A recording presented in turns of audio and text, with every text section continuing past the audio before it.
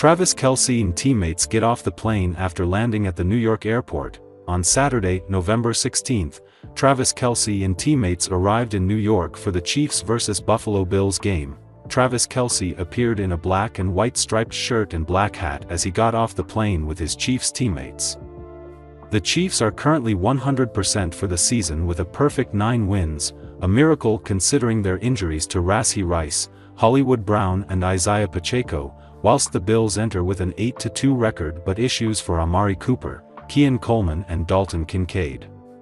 So in what could be a preview of the 2024 AFC Championship game, fans will be keen to tune into the match to get a look at the two best teams in the conference at the moment as the AFC East leaders take on the AFC West tabletoppers.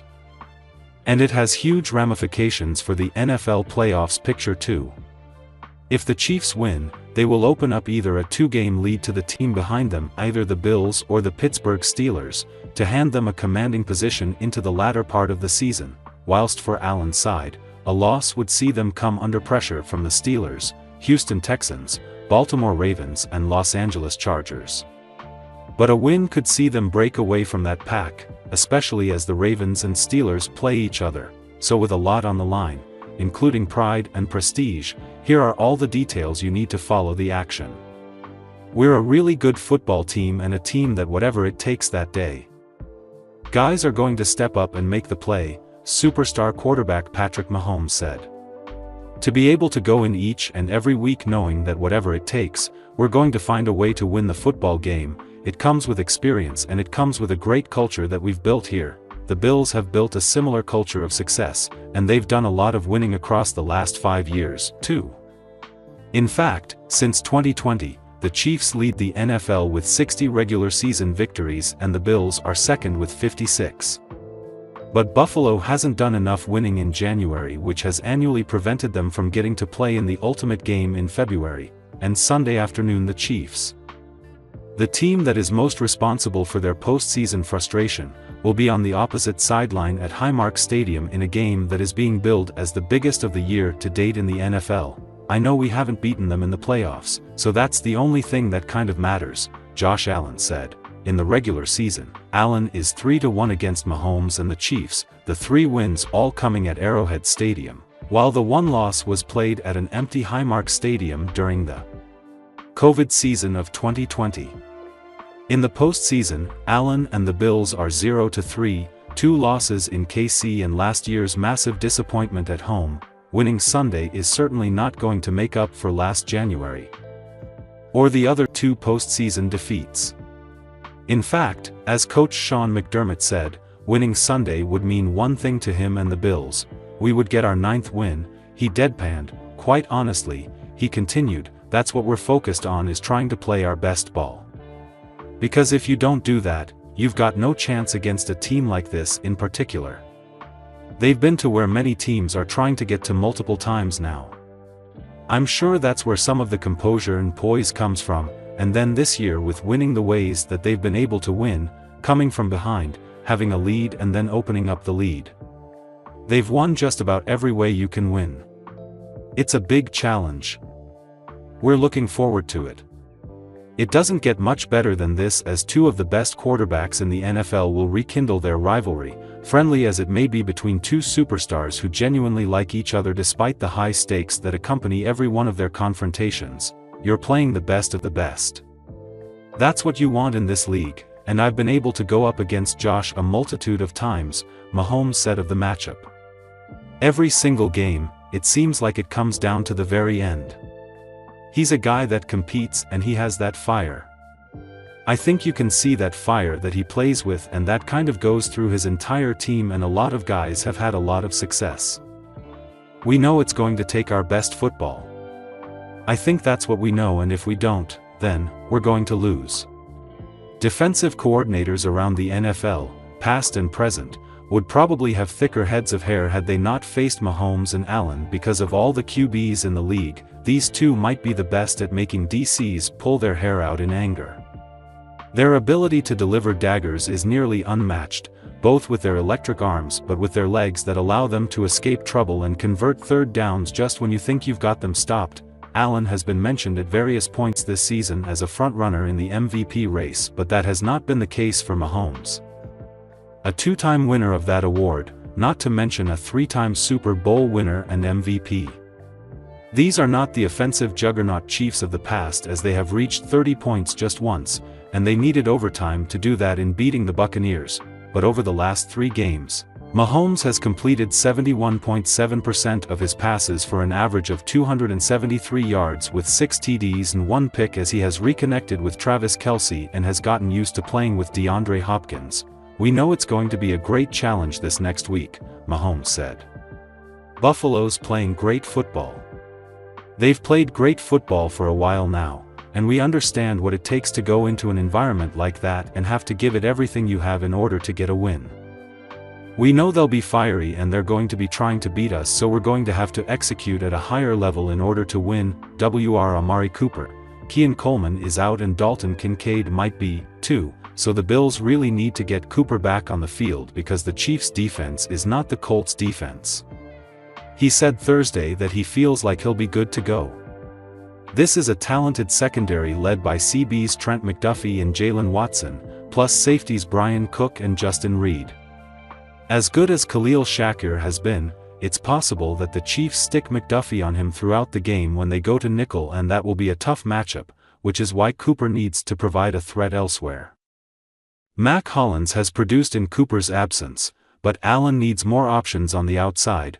RB James Cook, running against the Chiefs is extremely difficult as they rank second in the NFL in yards allowed per rush, 3.7, and yards gained before first contact, 1.02, which simply means they win at the line of scrimmage and get to ball carriers before most defenses.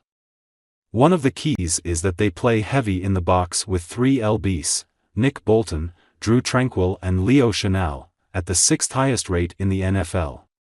They essentially dare you to throw, so one way to counteract that will be for the Bills to use play action and throw short passes to Cook and fellow RBs Ray Davis and Ty Johnson. Almost as long handoffs. Of those 3, the Bills really need to use Cook as a receiver in this game. See Connor McGovern. One of the keys to the Chiefs' outstanding run defense is the strength in the middle of their line with All-Pro Chris Jones and emerging Tershawn Wharton. If the Bills hope to do anything on the ground, McGovern and the guards, David Edwards and Osiris Torrance, will have to at least neutralize those 2 players and not allow them to get immediate penetration to blow up the timing of the blocking schemes. Also, the Chiefs blitz 35% of the time, the 3rd highest rate in the NFL, and they do it creatively with DBs and LBs coming from everywhere. McGovern makes the line calls. And he'll need to be on point. LB Terrell Bernard, his greatest strength in pass coverage is his awareness and his quickness to get to spots in his assigned zone, and those intangibles are imperative against the Chiefs because of Mahomes' reliance on Travis Kelce, plus the return of Wr. Juju Smith-Schuster, who also does his best work in the short and intermediate areas. Few players in the NFL are more adept at finding the soft spot in a zone than Kelce, and it's why he's such a lethal weapon. Bernard and S.S. Taylor Rapp will play big roles in the Bills' plan to limit Kelce's production. CB Christian Benford, one of the keys to the Chiefs' offense is they lead the NFL in third down conversions at 52%, while the Bills' defense ranks 21st on third down with a 40% success rate. This will obviously be a huge tipping point. The Chiefs' average of 6.7 plays per drive is second best in the NFL because they move methodically downfield, not always succeeding on first and second down but then killing you on third down. Benford and CB Rasul Douglas will need to lock down on Hopkins and Xavier Worthy and force Mahomes to hold the ball longer than he'd like. Travis Kelce, yes, the Chiefs have added Wr. DeAndre Hopkins, who's off to a nice start with his new team, and they added speedster Xavier Worthy in the first round of the draft, with a pick obtained from the Bills. But make no mistake, as we have seen the last 3 weeks, the KC offense still runs through Kelce, as he has 32 catches for 254 yards and 2 TDs in wins over the Raiders. Buccaneers and Broncos.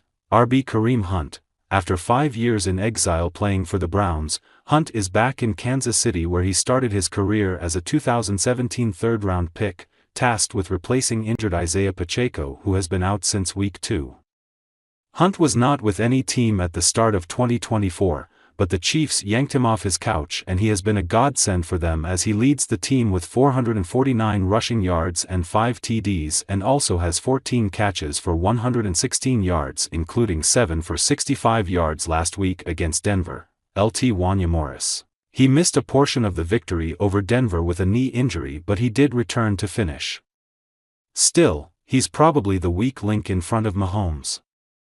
And if he's not at full strength, that could be an opportunity for Buffalo's Greg Rousseau to create havoc. If Morris can't play, his replacement is rookie Kingsley Suamataia, who won the LT competition in training camp, but played so poorly in the first 2 games that Morris replaced him. They were primarily responsible for Mahomes being sacked 4 times by the Broncos. DT Chris Jones. He is as disruptive as any DT in the NFL, an absolute monster who is Pro Football Focus top-graded Chiefs defender. He leads the team with 39 QB pressures and he has 3 sacks and 13 stops, defined by PFF as plays that led to a failure for the offense. Because so much attention must be paid to Jones. Players like DE George Karlaftis, 30 pressures, 4 sacks, and LB Nick Bolton, team highs with 62 tackles and 26 stops, can thrive. NCB Trent McDuffie. Taron Johnson meets his match as a nickel CB as McDuffie has as much right as Johnson for the title of best in the NFL. What's interesting is that he has played outside most of the time as the replacement for L'Jarius Sneed, but when the Chiefs go to nickel, he slides back inside to his preferred spot. He has allowed a 61% completion percentage into his coverage area and has 5 pass breakups with just 70 yards allowed after the catch because he's such a sure tackler. He is coming off an uncharacteristically poor performance against Denver during which he got burned for a TD, so he'll be looking to make amends. The 8-2 Buffalo Bills, as we've all been waiting for, are finally facing the undefeated Kansas City Chiefs on Sunday. The Chiefs may be undefeated, but there's still a good amount of players that fans don't need to be concerned about. Besides players like Travis Kelce, Kareem Hunt, and Rashee Rice, the Chiefs don't have offensive playmakers. The defense is where it's at, and is the unit that's winning Kansas City their football games this time.